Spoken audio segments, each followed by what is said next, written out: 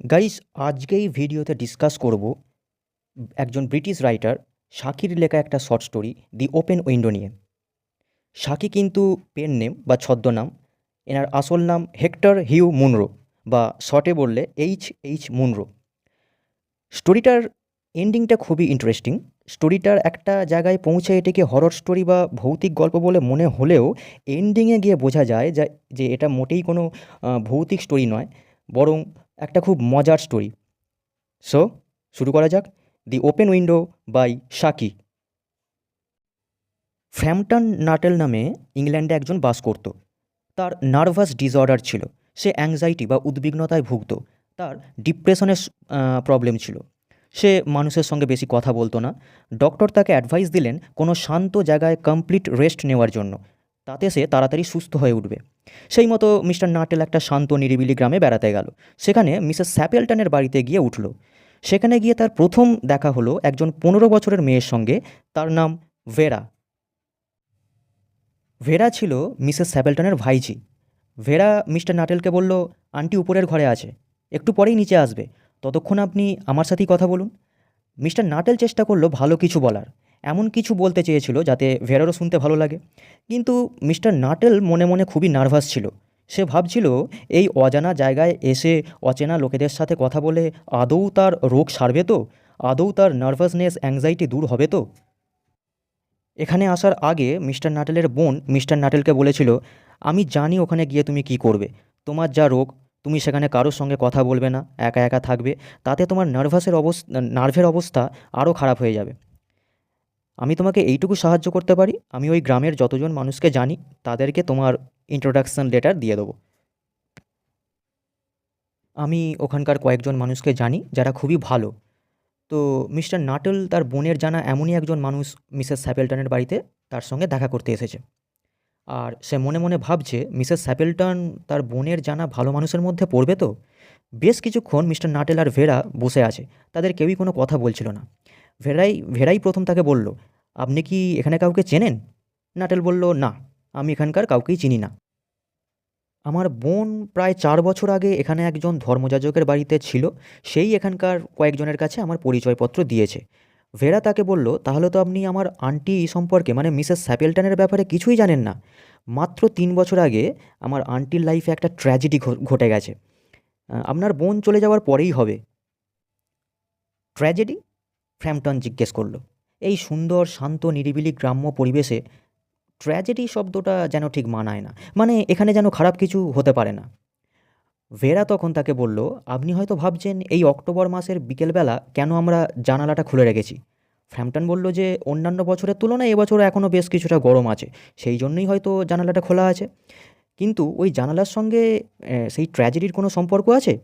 তখন ভেরা বলল, ওই জানালা দিয়েই আমার আন্টির হাজব্যান্ড মানে মিসেস স্যাপেলটনের হাজব্যান্ড আর তার 2 ভাই, ইয়াং ভাই, আজকের দিনেই শিকারে গিয়েছিল। কিন্তু তারা আর ফিরে আসেনি।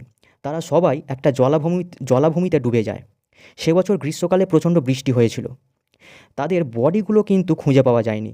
সেইটাই ছিল এই ঘটনার সবচেয়ে ভয়ঙ্কর ব্যাপার।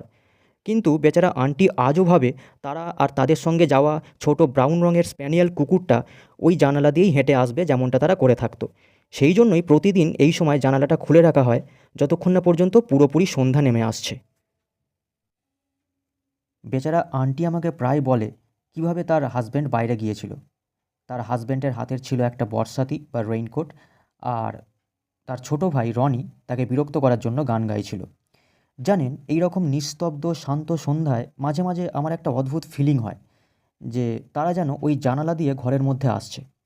যাই হোক, ফ্র্যাম্পটন একটু রিলিফ পেল যখন ভেরার আন্ট মানে মিসেস স্যাপেলটন তাড়াতাড়ি করে তাদের কাছে এলো আর দেরি হওয়ার জন্য ক্ষমা চাইল।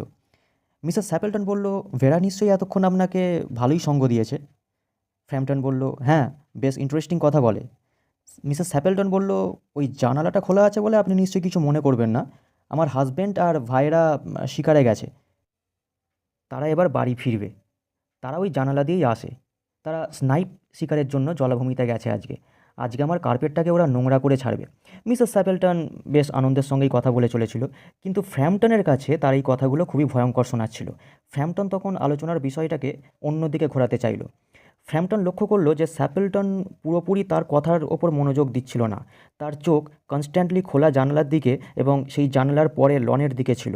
ফ্র্যাম্পটন বলল, ডাক্তাররা সবাই একমত যে আমার এখন পুরোপুরি রেস্টের প্রয়োজন। মেন্টাল এক্সাইটমেন্ট এবং অতিরিক্ত ফিজিক্যাল এক্সারসাইজেস অ্যাভয়েড করতে হবে।